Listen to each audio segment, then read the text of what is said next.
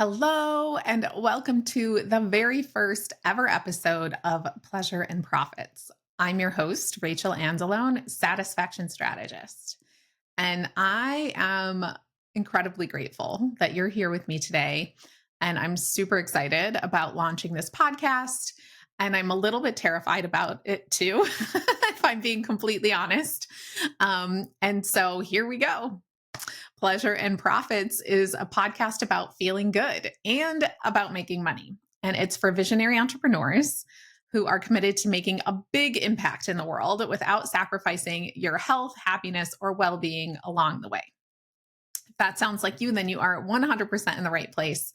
And I cannot wait to dive into this experience with you. So, let me start by explaining why I'm so excited, and then we'll get into why I'm slightly terrified as well. So, I'm really excited because I've been wanting to do this for a long, long time. In fact, the idea for this podcast came about in 2018, which I don't know about you, but 2018 feels like two lifetimes ago right now. But I want to go back even farther than that to the summer of 2016. At the time, I had a client who I was managing marketing campaigns for, including filling her live events or online events. I had managed a big, big, big book launch effort and a number of other things for the organization. And one day I found myself in conversation with her and her CEO about how quickly the company was growing and about the need to develop some org charts and to really kind of nail down and get some details on each person on the team, what their role was, their responsibilities, kind of the normal things that happen when a company grows really fast and you just have a team full of people who are willing to jump in and do whatever needs to get done. There tends to be a little bit of messiness and unclear roles and responsibilities. And so we're talking about how we needed to do the work to really pin that down in order for the company to continue to grow and for us to figure out where the gaps were for them to hire additional people or, just get things a little more organized. And so as the conversation was evolving, and we had kind of limited time in that moment, we decided that I would go to my client's house that evening and we'd spend some time alone together hashing this out. So later that night, I found myself sitting at her counter drinking a glass of wine while she was cooking me dinner. And as the conversation evolved and we talked through each of the team members and sort of the areas of business and who was doing what and how we might organize things, eventually we got to her.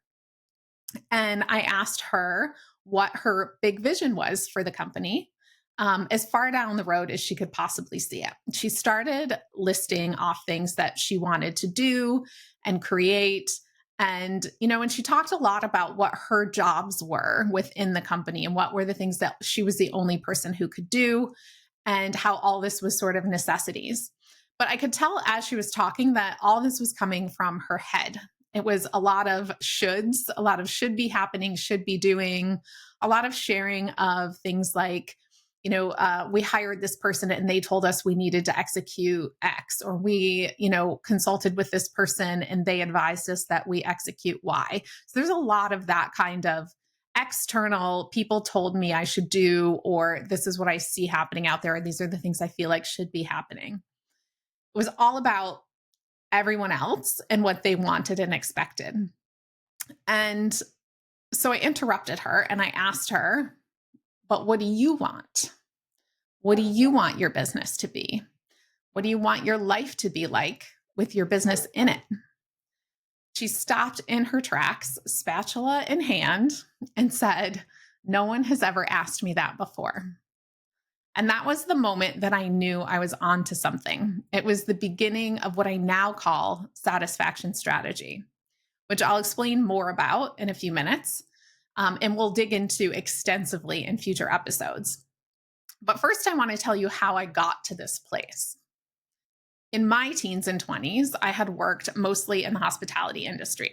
I waited tables, I had done catering, bartending. I managed a little no-tell motel for a couple of ski seasons. I had done a dozen different jobs at this ski resort, including being the cart girl on the golf course and selling ski trips and selling corporate conferences. I had spent almost 5 years working for a regional coffee company. We were a super young team. We were really hardworking and we were absurdly passionate about coffee and community and each other. It was a little bit of a love fest there. While I was there, did everything you could possibly imagine gets done in a coffee shop. So all those things, cook, cashier, barista, cleaning tables, all the things. And eventually I became a shift supervisor and a store manager. And down the road, started to work on the marketing with the owner and learned all about grassroots marketing. I started working on writing training manuals. I did a lot of hiring, firing, training, writing and editing operations manuals. And I was the person who would get sent in when a store was underperforming. It was my job to go in and sort of clean things up and get things back in order when there were hiccups happening. So all of this before the age of 25. It was a blast and I learned a ton.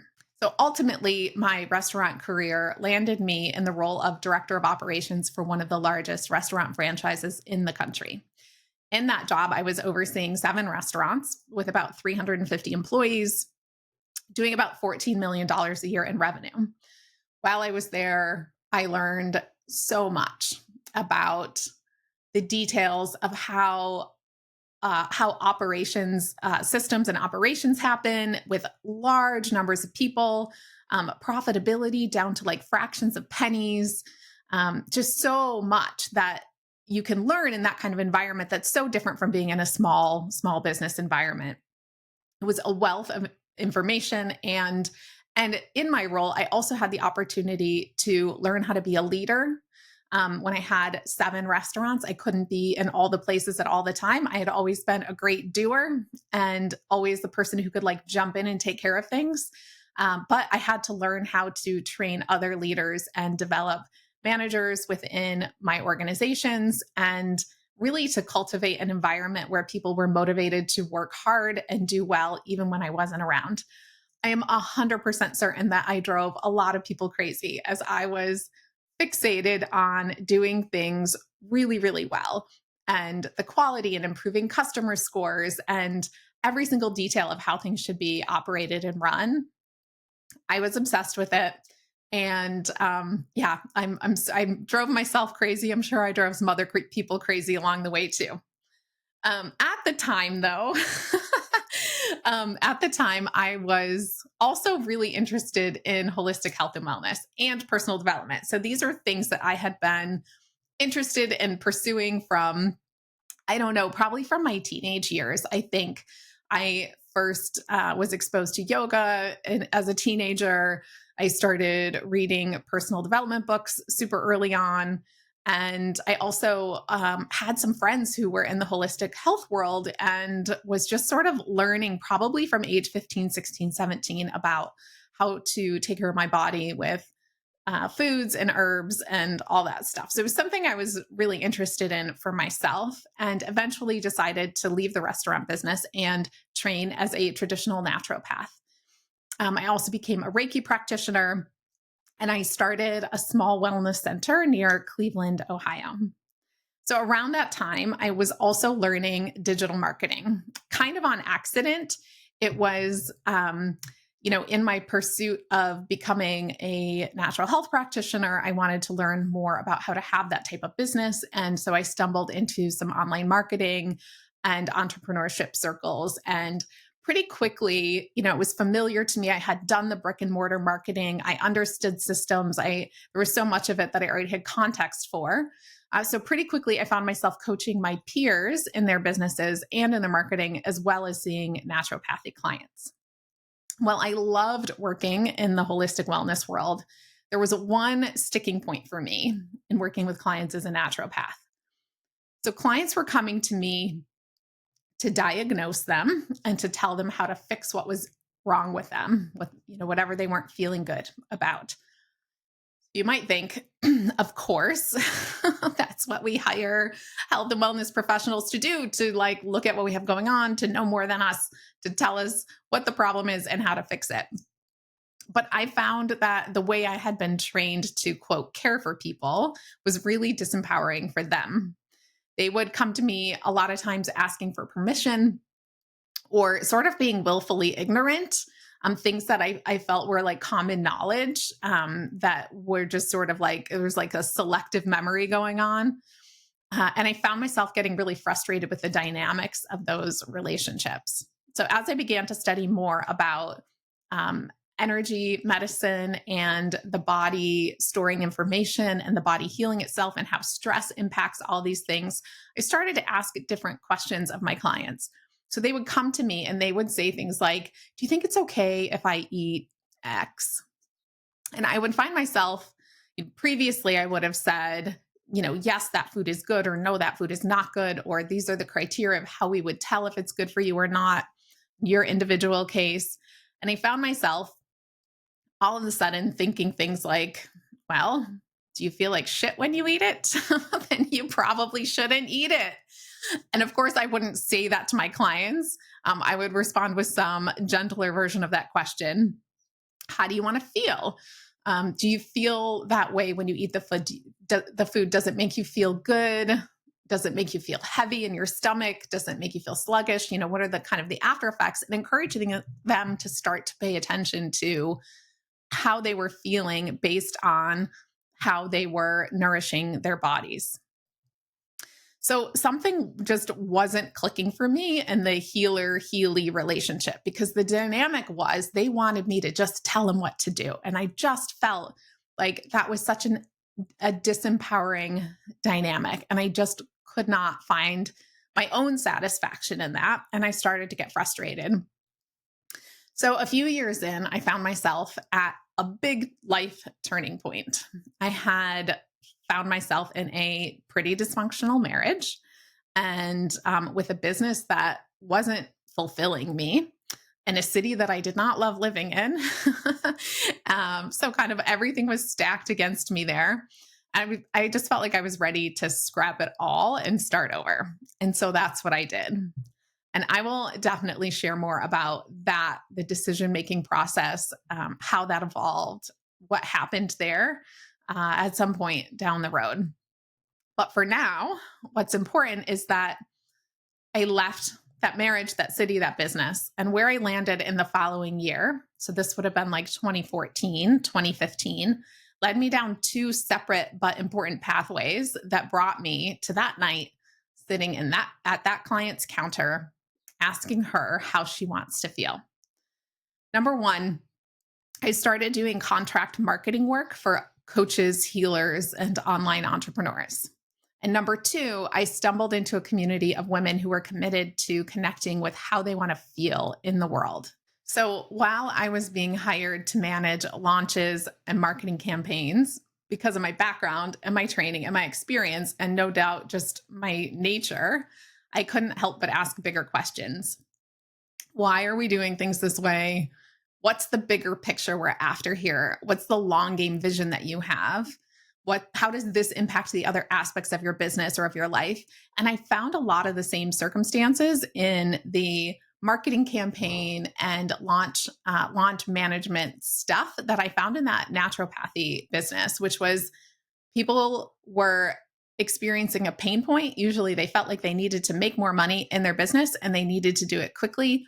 And they were coming to me and people like me for an answer to tell them exactly what to do to follow a formula that should produce expected results. And that's just not the way it works. After all the years and all the work that I've done, and this will be lengthy conversations as we go in this podcast, is that I learned that there is no magic formula. Just like in the holistic health world, there is no single thing that works for each and every individual. It is way more complex than that. And all of those factors have to be weighed in the perspective of the long game strategy and not just plugging in a formula that worked for somebody else and hoping it works for you. And so it was my observation based on the dozens of companies that I worked with and hundreds of clients that I coached that there are three key areas that we have to focus on in order to create satisfaction in our businesses And that in order for our businesses to be sustainable and thriving, they have to be satisfying for us. So those three key areas are impact, profit, and pleasure.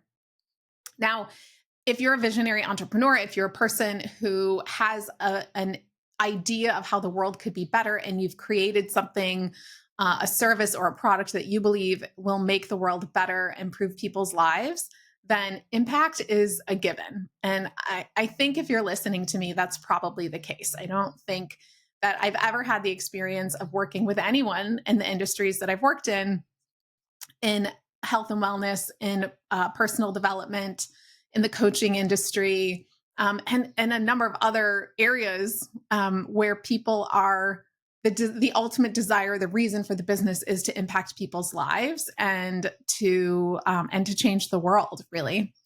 And so I feel like impact is often a given.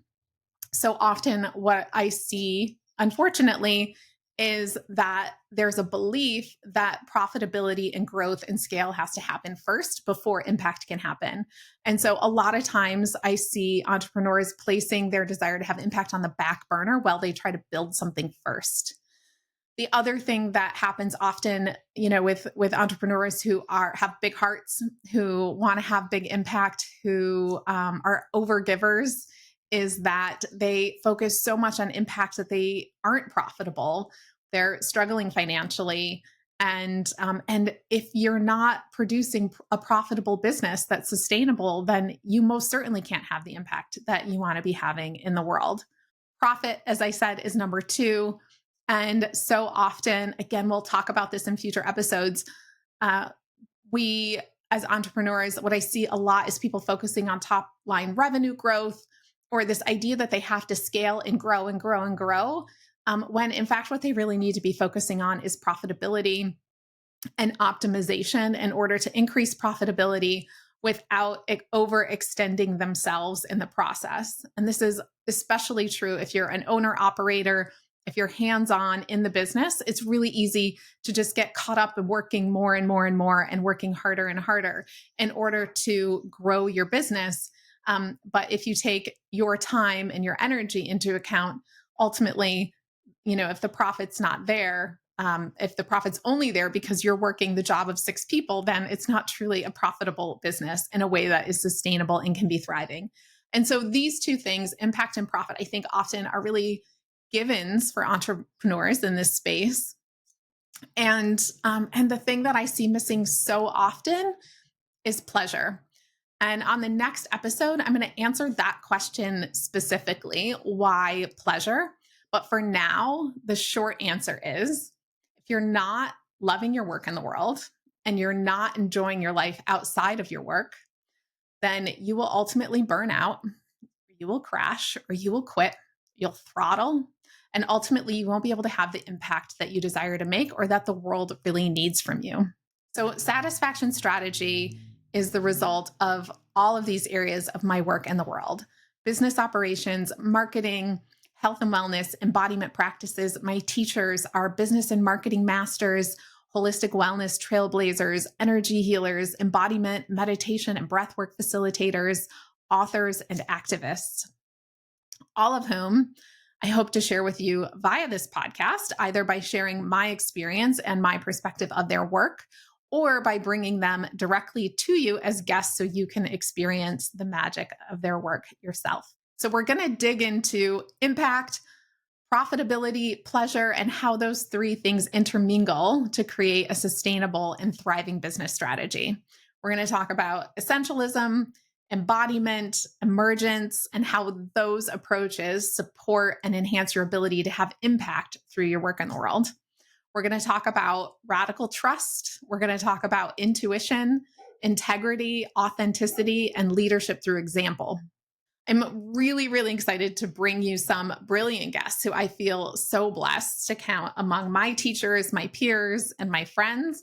I'm really excited to have this conversation with you and hope that we can find even more ways to exchange ideas and inspiration through this podcast. Now, at the beginning of this episode, I said that I would share why, in addition to being super excited, I'm also a little bit terrified right now. So, the reason for that is because over the years that I've been supporting speakers, authors, coaches, and visionary entrepreneurs behind the scenes in their businesses, that's exactly where I've been behind the scenes, whispering in their ears.